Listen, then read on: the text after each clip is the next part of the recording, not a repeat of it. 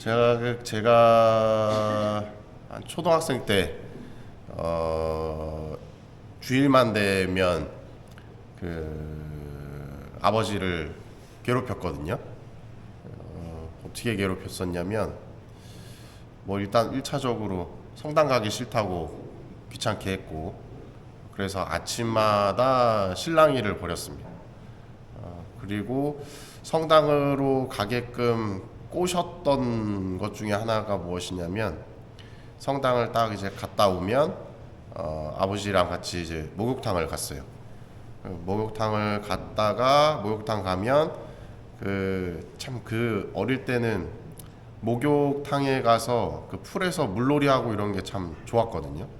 그래서 목욕탕을 가자 했고, 그 목욕탕을 나오면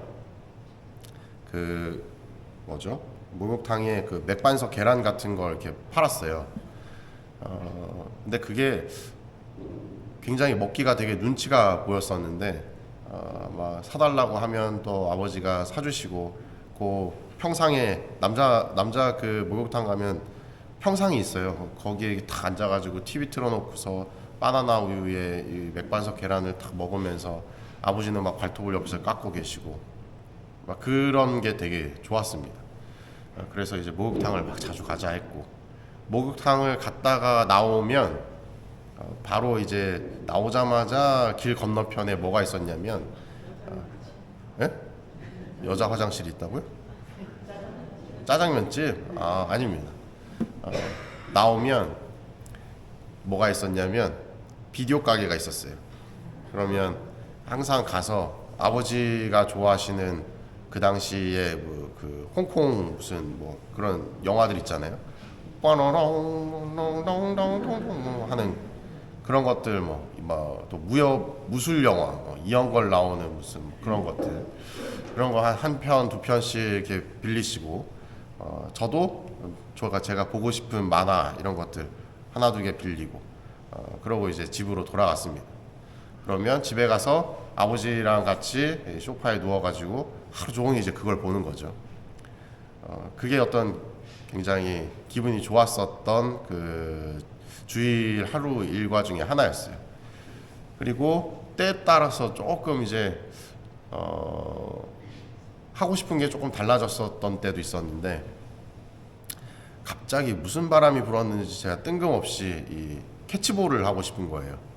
그래가지고 아버지를 막 또 닥달을 해가지고 글러브도 샀으니 뭐 배트도 사고 해가지고 둘이서 집 앞에 이제 초등학교가 있었는데 초등학교에 가서 캐치볼을 하는 거죠. 근데 저는 나이가 뭐 한 10살, 11살, 뭐 하여튼 뭐 초등학교 이제 뭐 한 4, 5, 6학년 그때쯤이었는데, 제가 던져봐야 뭐 공이 얼마나 잘 나가겠어요.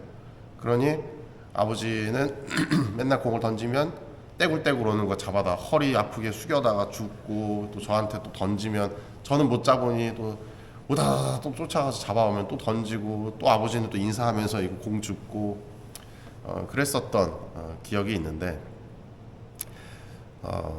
그 당시에 저는 굉장히 좋았습니다.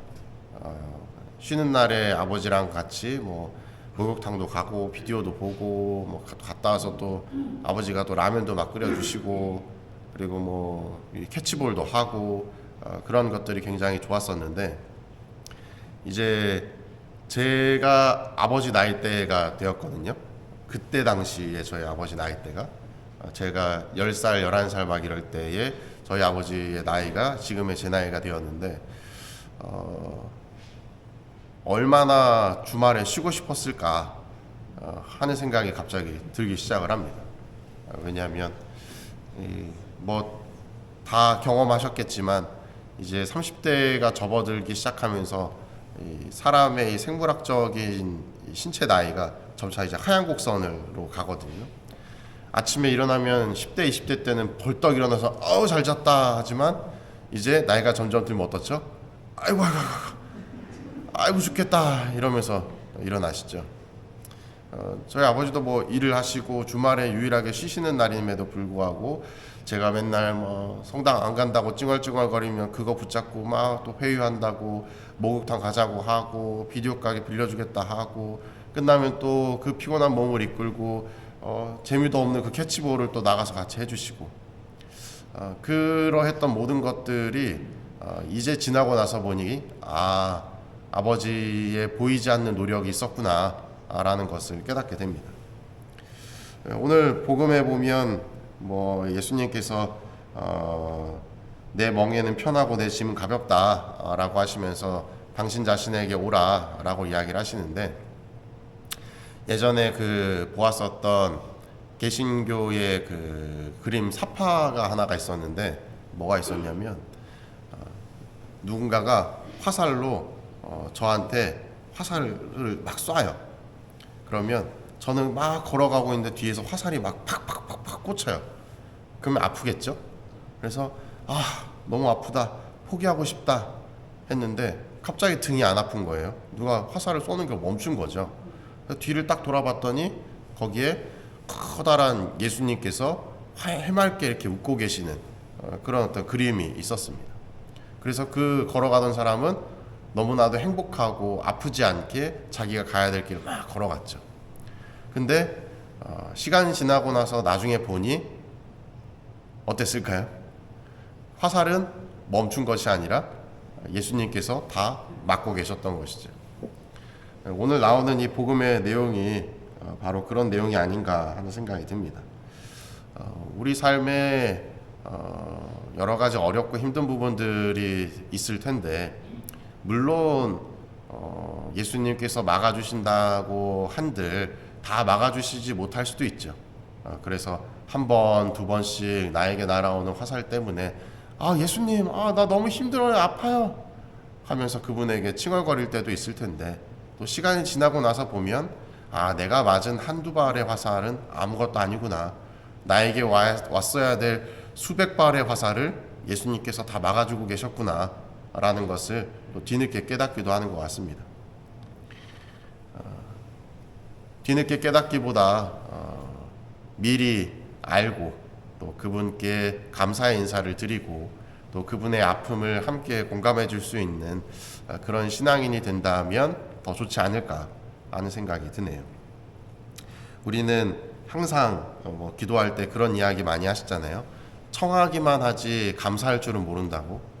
아마도 예수님과 우리와의 관계는 부모와 자녀와의 관계처럼 일방적으로 받기만 하는 것이 당연하다는 생각을 갖고 있기 때문에 그런 것이 아닌가. 사실 내가 철이 들고 어느 정도 이제 나이가 들게 되면 내가 받는 것이 당연한 것이 아니구나 라는 것을 깨닫게 되죠. 또 그를 통해서 깨닫고 나면 다시 되돌려 드리려고 하는 모습을 보이게 됩니다. 나는 아직도 어린아이와 같은 모습으로 있는가, 아니면 이제는 되돌려 드려야 될 어른이 되었는가 생각해 보시면서 오늘 하루를 보내시면 좋을 것 같습니다. 사랑합니다.